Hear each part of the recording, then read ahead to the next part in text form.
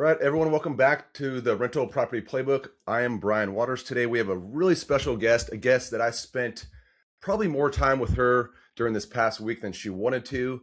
She is, for lack of better terms, a super boss mom, boss woman. I call her the marketing mama, but it is Danielle Hollembaek. Welcome to the show, Danielle. Thank you for having me on, Brian. I'm really excited. We were just saying, I'm really mad I didn't see you for one whole day after seeing you for like a week straight.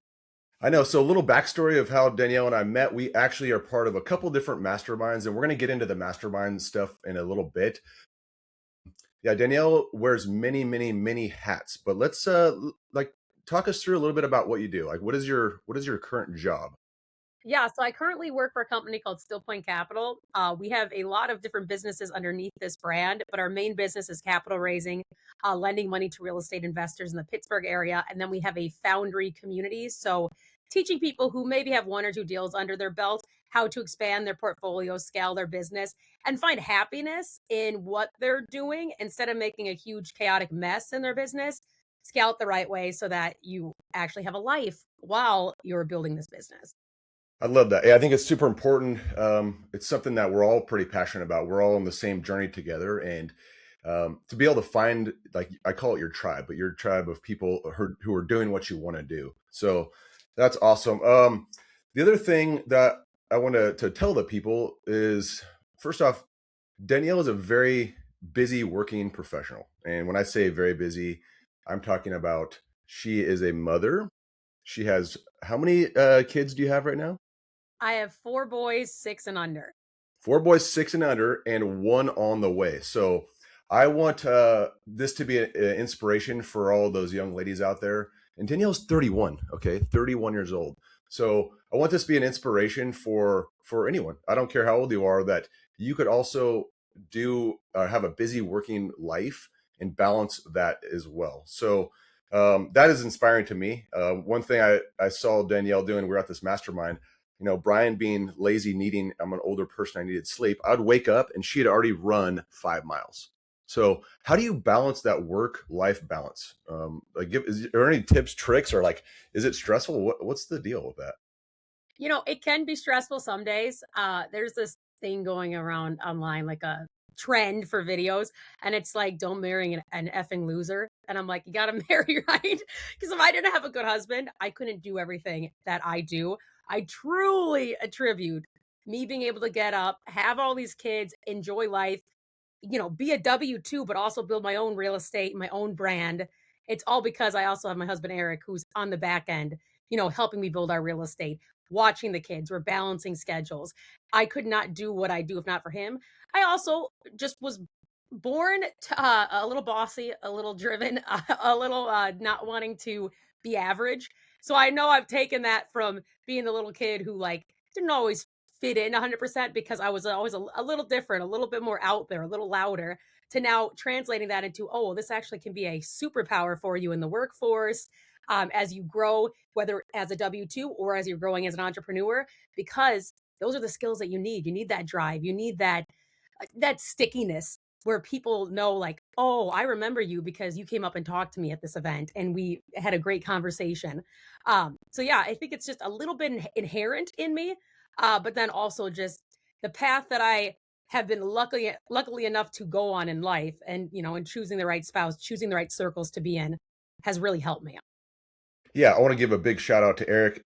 I'm going to turn this quote around, and this is going to be a Brian quote now, because so behind every strong woman is a strong man, and it's normally the opposite, right? But I see this a lot with these busy working super moms like you. Where it blows my mind what you've accomplished at a young age. 4 kids, 1 on the way, getting up, running, like just handling it. But I do agree that choosing your spouse, or maybe they chose us, I'm not quite sure, is you have to have that good work-life balance. And good job. Like, Eric, I haven't met you in person, but heard a lot about you, and good job, man. Because it does take a lot. I'm very lucky on my end too. My wife, she handles the stuff. I'm like, hey, I need to go away to meet all these people that I've never met in person online for 7 days. She's like, go, I got you. And it's because, one thing I could really suggest for anyone, any business, it's like this. you find a ride or die that's going to believe in you. I've had the craziest ideas, and I've been supported along that journey. So this is kind of a cheers and a shout out to those awesome spouses on the other end. So it's a good example for other people. Also, it's a good example for your kids to watch that kind of work-life balance and see that, hey, nothing comes easy here. We got to kind of go out and make it. Um, you know, I want to talk a little bit about the mindset behind that. So there's a couple types of people. There's those people that want to do what we're doing, whether it's investing in real estate or get into business. And there's those people. Is there like an important mindset? How did you like know that you want to do this, or do you think you were just born with this type of stuff? I definitely was not born with wanting to do what I'm doing today. Like, shoot, you broke up for a minute, Brian. Yeah, I got you Maybe it's my back. connection. So by the way, Danielle's in Iowa, and I don't think they have internet in Iowa. This is so it's new. Like she's probably at some cafe or something. No, no, I'm kidding. So I love you, Iowa. We got you back. Yeah, to your point, mindset wise, I don't think I've always had this mindset. I went through as a kid all the way into high school, not really even knowing what I wanted to do in life.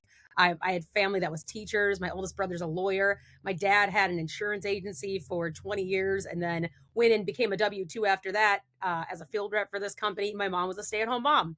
My mom was a very strong woman, though. She helped run that agency and definitely behind the scenes did a lot while also raising kids. So I got that little I guess seed planted in me that you can have a family, you can have kids, they can be involved in your business and you can build businesses. But I would say for the most part, a lot of my siblings, I'm the last of six, they are W-2s, very traditional lifestyle. And they only have gotten introduced to real estate investing and things because I've done it. And now my oldest brother actually has bought a couple properties himself because he saw us doing it, which is really cool to have that transferred. But I would say, again, going back to my husband, he has been 100% entrepreneur his whole life. Never, ever, ever wanted to work for anyone else. Used to like wash windows and find whatever job he could as a kid just to make a little bit of money because they were actually in California and they were the poorest kids in their area that they lived. So they were always trying to come up with some way to just be like, hey, how do I do this? He actually told me the story. He was on the basketball team at his school, and it was April, and they had these calendars that they made to like fundraise, and there were just ones that whatever, no one was buying them anymore. He went door to door and sold people calendars in April for the Wow. year just to like make money to like at that time, spend it on beer, whatever, because he was a senior in high school. But he was like, hey, they bought them because I convinced them they needed to buy them. But I was just like, really? Like you were that entrepreneurial mindseted. But then when I married him, it got me thinking, well, okay, he has all these big dreams and stuff and love Eric, but his execution is not as clear and precise as my execution. So kind of bringing us both together, that's where we were like, oh, we can do this. We can have a family, we can build businesses, and we can create the life that we want without having to be a W 2. And I've been blessed because I've been able to be a W 2, have a very steady income where, making good money in these entrepreneurial businesses where it is startups that I worked for most of my career. And get to do that while also building my own business. Because if anyone here has worked for an entrepreneur, they encourage you to go do your own thing as well, because that's how they know you get ahead. You can be a W 2 and work there, but then have your side hustle where you're making that little bit extra income and who knows what's going to take off from there. Yeah, and I think every good boss or every good mentor, and this is the way I kind of lead my program, is I want you to be better than me, like a true, real deal. I think that's every parent's dream, that their kids that get taller than them and be more successful. But I think every good boss, CEO, and every good whether it's a real estate coach or not, like that's the goal. And that's all I ever hope for my community. There's no competition with that. It would bring me lots of joy to see someone just do so much better. But I want to get into a little bit of the marketing stuff because I would hate this opportunity to be missed by me. This is having Danielle on is like probably the most selfish thing ever for me, because I'm like, she knows what the bad word she's doing, and I want to make sure I can get a lot out of this for myself and for my listeners. So as far as marketing is concerned, why is it so important that people are marketing themselves, creating a personal brand? I don't care. I have this conversation with a lot of my new real estate investors. I said, get on social media day one, please. Like, what do you think the reason why it's important to do that? We could talk a little bit about some of the challenges that people face, but why is it important to kind of just use social media for marketing? Yeah, so social media, first off, is free. That's what I tell anyone. If you are not on social, just start with something. One profile, Facebook, Instagram, wherever you think you're going to be, like where you spend your time right now, just start there. Don't make it like some big deal where you got to hire a team, you got to have a nice camera. No, just if you're doing a real estate project, you have photos, you have videos, you have yourself going to the project. If it's a local thing, you have yourself going there. Just start filming yourself there and talking about what you're doing because people love stories. They love to see someone start at zero and like get that next property and the next one and the next one and see, oh, okay, if they can do it this way, I can do it too. And it's almost just like an encouragement where you might have nothing you're selling to them or anything, but it's nice to just help people out because they're seeing if you can do it, you are like me, I can do it too. So if in the future you wanted to build your brand even bigger, like let's say you're going to do capital raising because hey, you have a couple properties and now you need more money to go buy more properties. If people see that you have been doing this for the last year and you've been documenting your journey, they're going to trust like, okay, this guy can do 3 projects a year. He's probably going to give my money back in 6 months like he said he will with, 10% returns, whatever it is that you promise the person you're borrowing from. So it's a trust builder. It's fun. I mean, as you start doing it more, and I know Brian, you're on social media all the time now, you realize it's cool to be able to almost like teach people through just what you're doing every day. Yeah, I think there's a lot people can get back. And one, I want to give a shout out to one of my early mentors, Luke Nestler. He challenged me to do the same thing that I'm challenging my students to do. Get on and start. And you said something, Danielle. It's important. Document your journey. This becomes like a digital diary for people, or it's your new business card, truthfully. And whether or not people want to do it, like I just got back from a networking event with Danielle, some of the most amazing people in the country doing what we're doing. And no one asked for phone numbers. No one asked for emails. They're like, what is your social media? Because number one, they want to look to see what you're doing, making sure you're not some like tool out there just making like bad decisions, but giving value and all that stuff.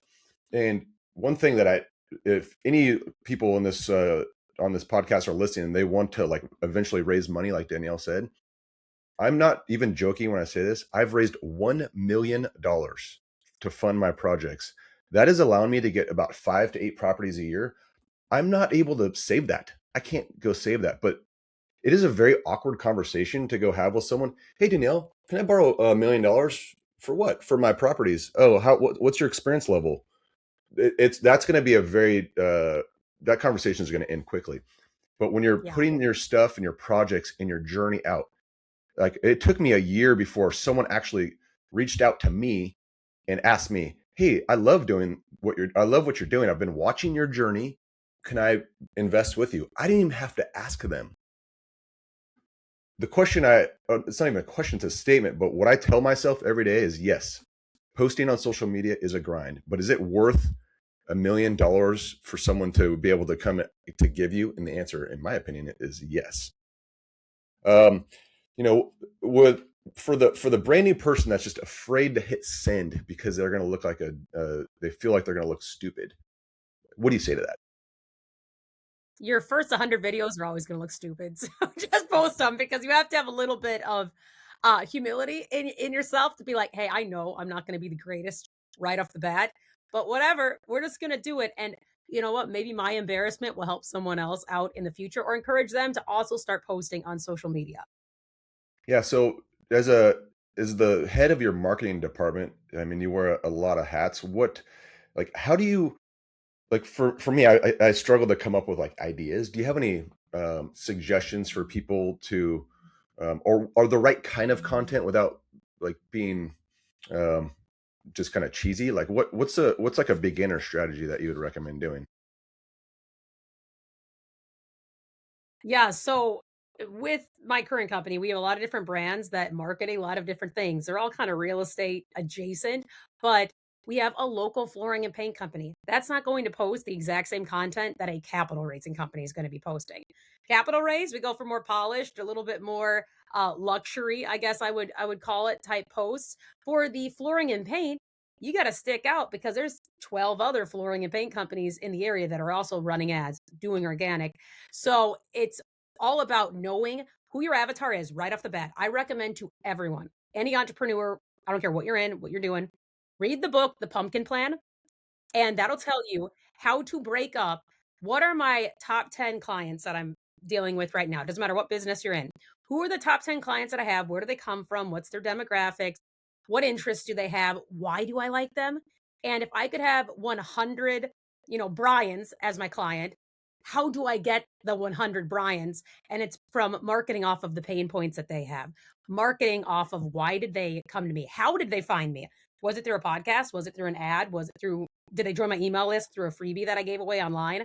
What was it?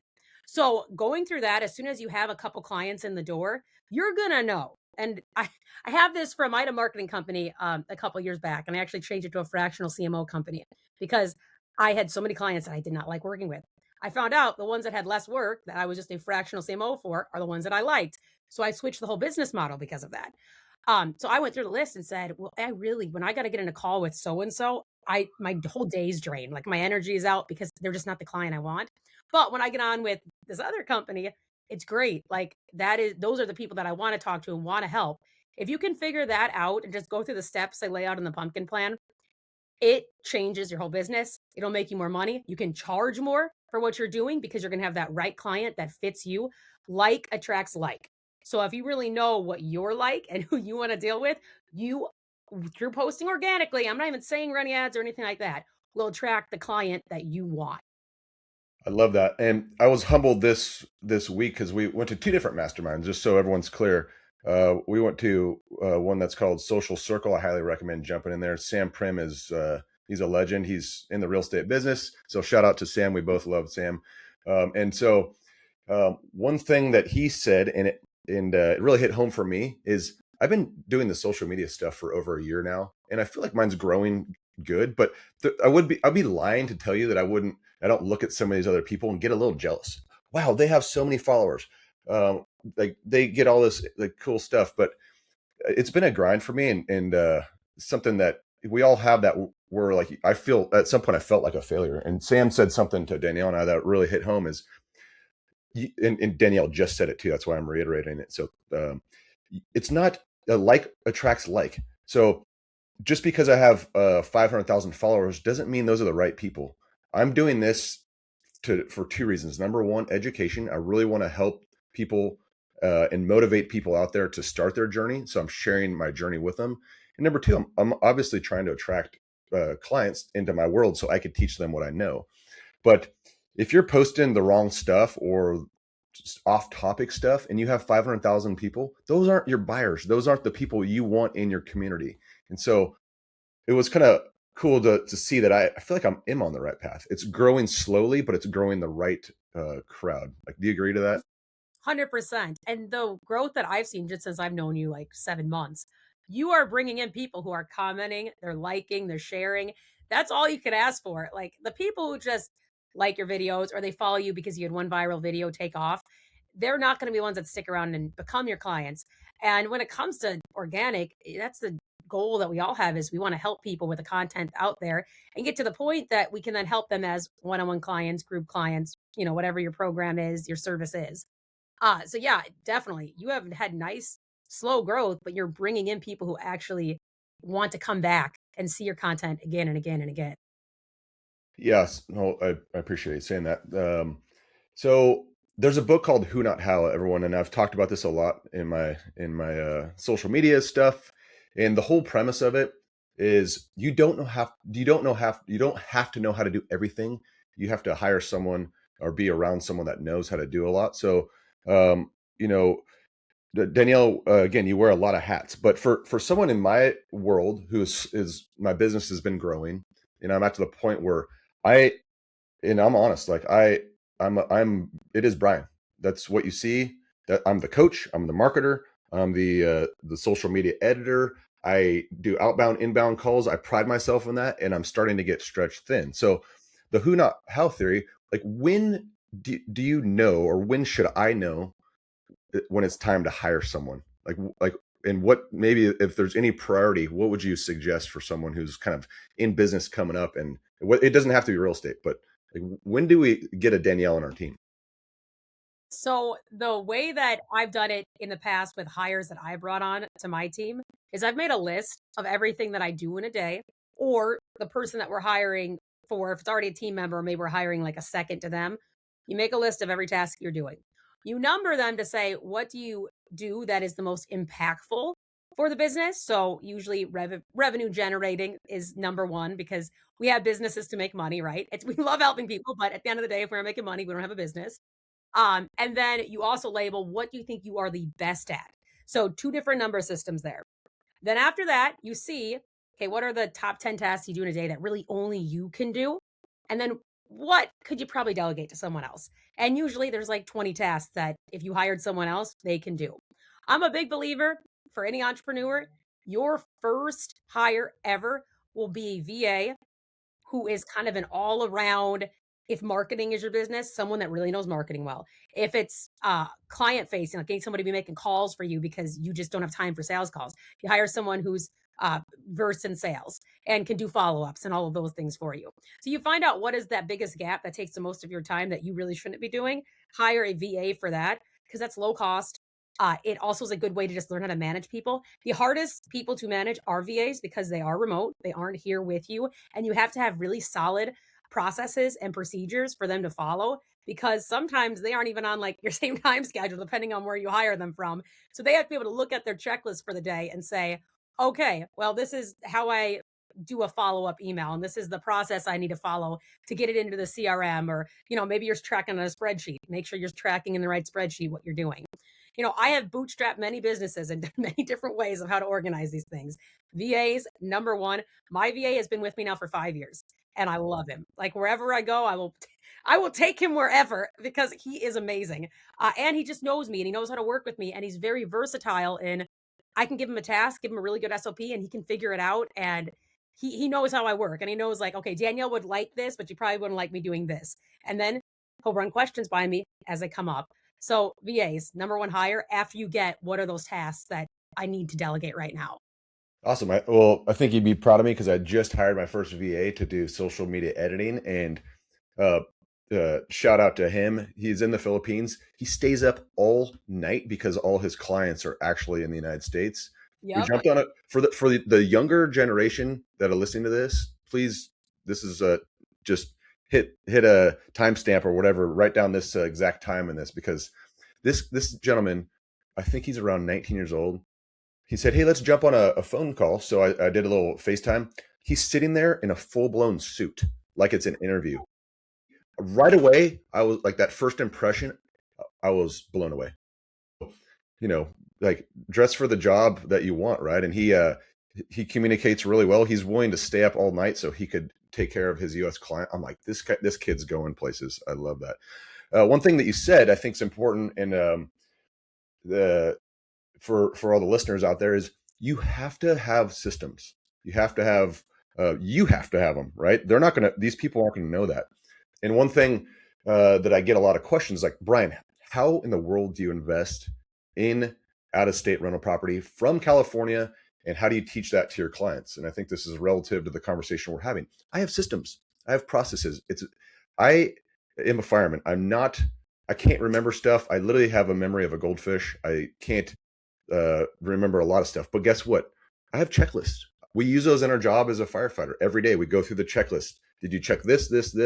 Safety items. When we have a fire, it's do this in order. I operate my company the same way. So if you feel overwhelmed, don't worry. You're going to have access to processes, systems that have been done and proven. And that's business 101. You can't lose when you're doing that, right? Oh yeah, 100%. If you have a good process in place, then you're going to know exactly where it broke, and you're going to know what you're going to do better the next time to fix that process. Yeah, I think it's just an evolving thing. My system's not perfect, but every time, I don't like to call them mistakes, but let's say I have an issue with a contractor, I look myself in the mirror and like, Brian, how can I fix that? How can I make this better next time? Is it on them? Is it on me? Is it on both of us? And we have that conversation. I put that into my SOPs. I put that into the process, and we move forward, and it gets better and better. And you're fine tuning yourself, but you're also fine tuning your business. And I think that's super important. So I want to talk about masterminds. Masterminds they've been around for years, and I think people right now they're hesitant to get in them. They're like, oh, this is some kind of like guru. You guys are going to go out in the middle of the woods and hug trees and like pray, and like it's like a cult or something. So the word mastermind is you're getting into a group that has similar like interests to you, and you're surrounded by a lot of people doing what you want. My particular mastermind, the Rental Property Playbook, for hardworking, busy professionals that don't want to quit their job, that want to take their income and go invest it and make a better life so they can go coach football, be an awesome mom like Danielle. But why is it so important that you get into a mastermind? Yeah, so I've been going to masterminds for 5 years now, which that's crazy to say that it's been that long. And I started out with a very big real estate mastermind because at my previous job, we were the infinite banking, whole life insurance side of that branch. And I got thrown in this room with people who are making millions and millions of dollars in real estate. A little intimidating, but I obviously you've seen me at masterminds. I now am to a place where I'll talk to anyone, and it's pretty easy to just go and you don't even know who the person is, and you'll go talk to them. So using that part of my brain, where I guess it has shut it off to where I don't care if I get embarrassed, I was able to go in and talk to all these people. And the reason though why I think like really getting thrown to that as my first mastermind was very helpful is you realize when you go to these things, there's going to be people who are way at a level that you're like, I don't even know if I'm ever going to reach this level, but hey, it's so cool to learn from you because I get to hear your story where like you started from nothing and you built this huge business up, and I see the mistakes you made, and now I hopefully can avoid them in my own business because I know, okay, you shouldn't use this partner for contracting. Like that's a big thing with local masterminds, like more regional, is you get to see what services work, what processes work for your business. But then you also get to just learn people's stories and get to connect with people who, again, are like you. Everything is about connecting with people who you actually can get along with. And I think in this world that we're in, the entrepreneurial world, especially when you're getting even more granular, like real estate masterminds or marketing masterminds, you are dealing with people who are like in the 1% of what you do. And you can talk to them about anything. You can be super open and honest about your business, very vulnerable. I mean, there were times in these last 5 years that our business had not been doing well whatsoever. And I went in and was very vocal about we don't know how to get leads anymore. The email list, the podcast, that was working for a long time. I'm trying to figure out ads and I'm just sucking at it. Like, how do I figure this out and what do I do? And once you do that, you'll realize half that room is going through the exact same problem. And you're opening up and asking that question now is helping, 25, 30, 40 people also figure out that problem. So to me, masterminds are invaluable. And the in-person element is like my favorite part of it because you actually get to break down in hot seats or with stage presentations where there's the Q&A at the end, how you actually grow your business, how you get to that level that you want to get to. And you just get to connect to people who are like you. So I'm huge on masterminds. I hope they stick around for a long time because I think they are very necessary. Yeah, I think the biggest pushback I get is they feel like they can go on YouTube University and learn all this stuff, and um, and there's nothing wrong with learning a little bit on there, but I just really advise people just find what you want to do, get around the people that are 10 steps ahead of you. Don't be afraid to be, however cliche it is, to be the dumbest person in the room. I literally was at this mastermind, Coaching Inc. with Danielle and Tom Kroll's group. It is like I had this sense of like imposter syndrome at some point. Like, should I even be here, right? But what I realized is every single one of those persons was where I am, and they all started there, and it's a very refreshing. I came home like had this sense of empowerment that these people truthfully want to help you. I learned, and so first off, this is a virtual hug to everyone, right, that was there at that event. Like, you guys changed my life, and I can't even describe how grateful I am for you. But guess what? I'm paying to play, and you got to be around these people because, they say you're like the five people you surround yourself with. So cut away toxic people. If they're not on your journey, they're making fun of you on social media. They're probably a little jealous, but don't be afraid to get in the room, ask the questions. I get brand new rookie investors coming into the real estate world, and I can tell that on a Zoom call, they're embarrassed. I'm like, that was literally me 4 years ago. And probably the most important thing that I got out of this is you are one conversation away from changing your bloodline. And I'm not joking by that. So I made probably 10 connections that I'm going to continue growing. Uh, and that it's going to change the way I do business, the way I help my clients have more opportunities. But the one thing that's really important when you get into those communities, and I know Danielle, you'd agree to this, is provide value. Like, go into it with open arms, that you're humble, but you're also going to provide value. I have a phone call in a couple of days that I'll probably be able to make someone a couple $100,000 next year. You don't think they're going to forget that, Yeah, right? exactly. Yes.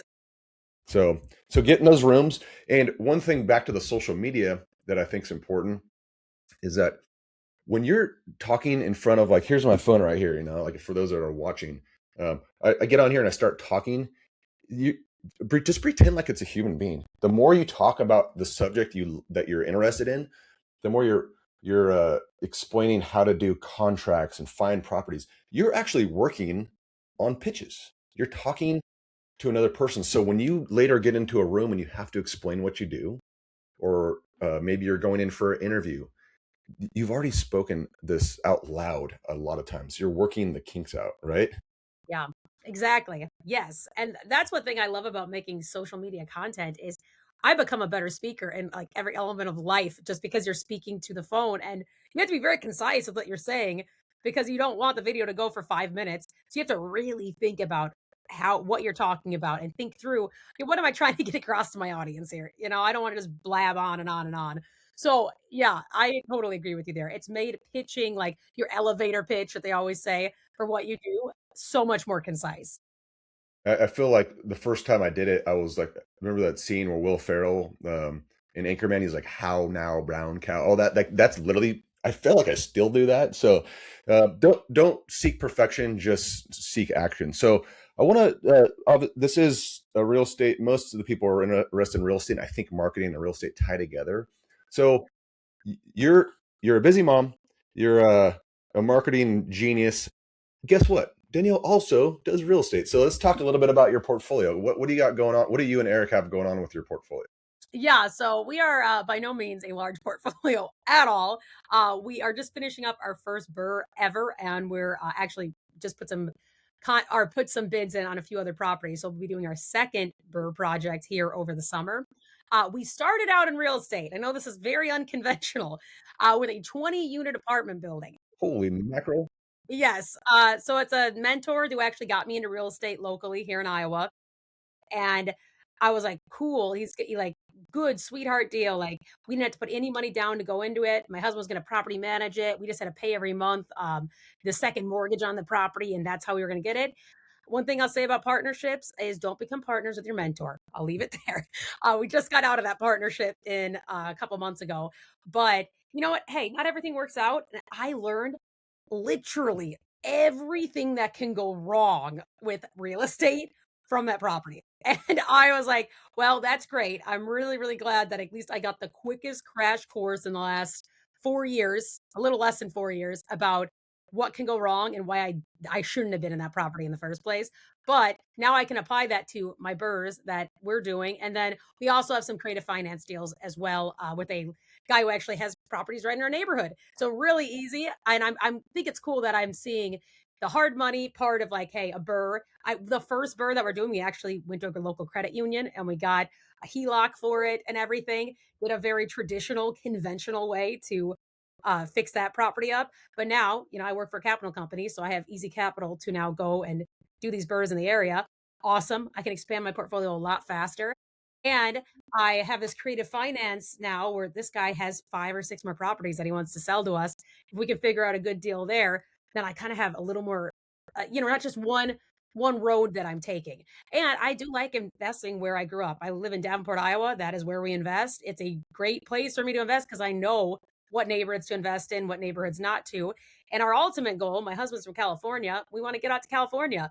So if we can get enough properties here, build a property management company here, and we can pay for our mortgage in California, it'll be a no-brainer to go move out there. And I can also keep my W-2 job, which I know that's what you teach, Brian, is keep your W-2 job and have real estate so you can, like, live the life that you want. That is literally before I knew Brian, that was already my plan. But now seeing Brian and what he's done, it's like inspired me to be like, okay, other people do this. Like I'm not crazy that this is my dream. Yeah, I love you're almost like inversely doing what a lot of my clients are doing. So a lot of my clients are taking their high paying jobs in California or wherever, and they're investing in out of state, but Yeah. they're doing it because it also is expensive to live here, and it's supplementing their mortgages and whatnot. I love that strategy that you're doing that. And you said something that I think is really important is your first one was a learning experience. I don't my kids did jujitsu for like 5 years, and their instructor would say, "You either win or you learn." Right? There's no such thing as loss. You're learning, and sometimes it you have to pay money to learn, unfortunately, in the form of a loss.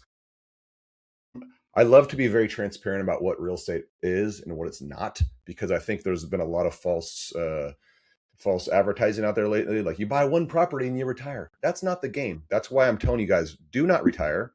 Utilize your job as a risk mitigator to get out there and actually buy the properties. But guess what? I still have knockdowns and I still have learning, not losses. I still have learning lessons. Every single project that'll never change. So make sure that when you're doing this, you have those expectations. You have to have thick skin and you'll get through it. And on the other end of that is going to be an amazing life. So don't expect to know everything. You just have to know the next thing. We call it ready, fire, aim. That way, you don't need to learn all the steps. So um, for someone who is in that sense of um, analysis paralysis, do you have any recommendations for that? Yeah, just go do it. If you have the ability, you have the money, whether you're going and borrowing money from someone else, if some W-2s, like I said, I just went to a credit union. I had a good credit score. I had the down payment for the building or for the property. They just worked with me and said, okay, you look like we can work with you. We can lend this to you. Just go and do it and find which way you're going to do it. I mean, if you're listening to this podcast alone, I know there are many stories in here of different ways people got into real estate. I guarantee you one of those will work for you. Absolutely. So I want to wrap it up with a couple things. So you have a personal brand, right? Yes, I Okay, do. so I want to talk a little bit about that, and it doesn't have to be real estate related, but you're branding your life really, and inspiring other young busy moms or busy professionals. Tell us a little bit about that, because I've been watching your social media stuff, and it's pretty cool. I want to know more about it. Yeah, so ever since I was in 4th grade, I always loved YouTube and social media, and I kinda like the evolving of what is social media, and it kinda was starting out there. So I actually started making YouTube videos when I was a little kid, and that got me sparked into now everything's video. So when I was graduated college in 2016, I started building my own personal brand on Instagram and just posting about like, "Hey, I'm running a race this weekend," or, at that time it was like you still posted what you're making for dinner and all of that stuff. And I was like, "It'd be pretty cool to just make a lifestyle brand that maybe it'll encourage other people to like go out and run, go do fun things with your family, go on trips with your at that time was my boyfriend and go do these fun things." So, I was like, if anyone watches it, cool. If they don't, I just like documenting it. And it also was helping me become a better marketer because I was following trends. I was seeing what worked online. So as I became a mom, I kind of switched that narrative a little bit to be like, okay, now I think I actually can really help people because I am a full-time working mom building a business while also being pregnant and trying to stay fit and trying to travel and do all these things. So the content that I put out now is a little different than where I started, which was like fashion, food, all of that stuff. Now a lot of it's about how I balance my day, how I can be a coach to my kids, be present in their lives while also working, 60 hours a week is a pretty typical week that I'll be, doing something related to work. And how you can do that yourself as a mom. Because get messages every day that are moms saying, I look at your videos and I don't know how you're waking up at 4 a.m. and running and then taking the kids to school and then being on Zoom calls for 8 hours with, everything going on in your job. And it's like, well, you just kind of got to do what you got to do. And you got to create, going back to systems and processes in your life that allow you to do it. So I just have a passion for basically educating moms that you can be this badass mom that is fit. You have kids. You can have as many kids as you want, and you can balance it all. You don't have to be scared. You don't stop at one because you think that you have this capacity issue. Live the life that you want, and just incorporate. every part of your life into your business. Your personal and your business life should be an integration. There's no separation here. My kids, they're going to real estate properties. They know what problems are going on. Sometimes I don't hear the best language. My husband and I have issues with the property, but they're going to know because that's real life. And I have my youngest son or my oldest son, 6, who will go on to Zillow and be like, "That's a good property. Like, let's go Yeah. after that one." And I'll be like, "Oh my gosh!" Like he's already into it. He already likes it. So I am just all about on my own personal brand, getting your life to all work together. And that is the only way it really works as a mom. I run in the Burley with my kids. I always have 2 kids and I'm running because I know the way I get my exercise in is if they wake up at 4 a.m. with me, they're just coming along with me. They're not, I can't think about it. You just do it. I guess action, action, action. That's life. And that's how I just live. You just go and you do it. You're going to make mistakes. I make more mistakes than probably anyone that I know every day. And we just work through those mistakes and we don't worry about it. We don't think too much about it. Yeah, that's awesome. Danielle is like the David Goggins of moms. Like she's out there, like if and honestly, so what I do is I literally we're going to talk about how we can get a hold of you and the social media stuff in a second, but I literally put a notification. So every time Danielle puts a new post out, it like triggers me, and then you've inspired me. I'm like, dang it, Danielle's running. I'm like, Brian, get off your fat butt and go do something, right? If she can do it, you can do it. And I think the cool part about your story that's inspiring to me, and I know it's going to inspire others, is your kids should be part of this journey.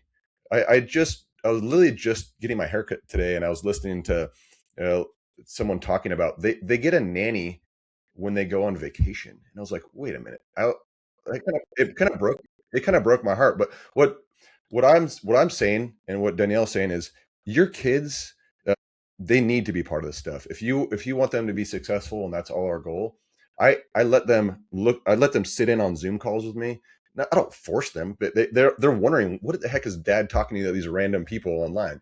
I go on the way to practice because I coach their football. I turn the volume off and I talk to them about.